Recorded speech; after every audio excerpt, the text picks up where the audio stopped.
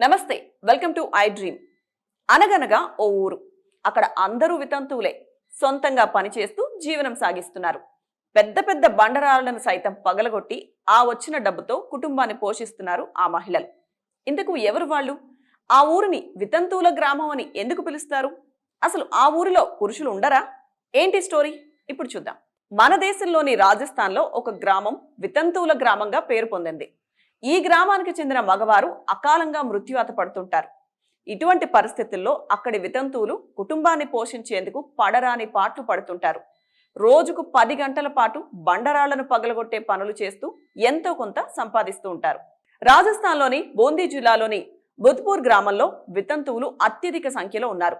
ఈ గ్రామంలోని పురుషులు త్వరగా మృతి చెందడానికి గల కారణాలను శాస్త్రవేత్తలు కనిపెట్టారు. ఈ ప్రాంతంలోని గనులలో పనిచేస్తున్న పురుషులు సిల్కోసిస్ అనే అత్యంత ప్రమాదకర వ్యాధి బారిన పడుతున్నారు.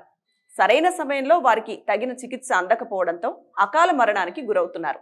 దీంతో ఇంటికి పెద్ద దిక్కు మరణించడంతో ఆ ఇంట్లో మహిళలపై కుటుంబాన్ని పోషించే బాధ్యత పడుతుంది. బాధిత కుటుంబాల్లోని పిల్లలు కూడా పెద్ద చదువులకు నోచుకోక తల్లికి చేదోడు వాదోడుగా ఉంటారు. ఫలితంగా వారి బాల్యం బలైపోతుందనే వాదనలు కూడా వినిపిస్తుంటాయి. ఈ ప్రాంతంలో వ్యాధి బారిన పడిన పురుషులకు ఆ విషయం 50% వ్యాధి ముదిరాక తెలుస్తుంది. దీంతో చికిత్స పూర్తి స్థాయిలో అందేలోగానే వారు కన్నుమూస్తున్నారు. ఇక్కడి గనుల్లో పనిచేసే కూలీలకు ఆయా గనుల యజమానులు తగిన రక్షణ పరికరాలు కూడా అందించడం లేదనే వాదన కూడా వినిపిస్తూ ఉంటుంది. కార్మికుడు ఎవరైనా మరణిస్తే బాధిత కుటుంబాన్ని యజమానులు పట్టించుకోరని తెలుస్తుంది.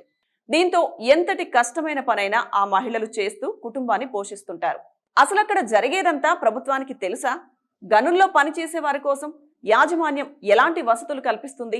ఇలా అకాల మరణం చెందిన వారి కుటుంబాలను ఆదుకునేదెవరు? ప్రభుత్వం దీనిపై చర్యలు తీసుకుంటుందా అనే సందేహాలు ఇప్పుడు ప్రజల్లో మొదలయ్యాయి. మరి వీటన్నింటికీ పరిష్కారం దొరికేదెప్పుడు? ప్రభుత్వం స్పందిస్తుందా? వేచి చూడాల్సిందే.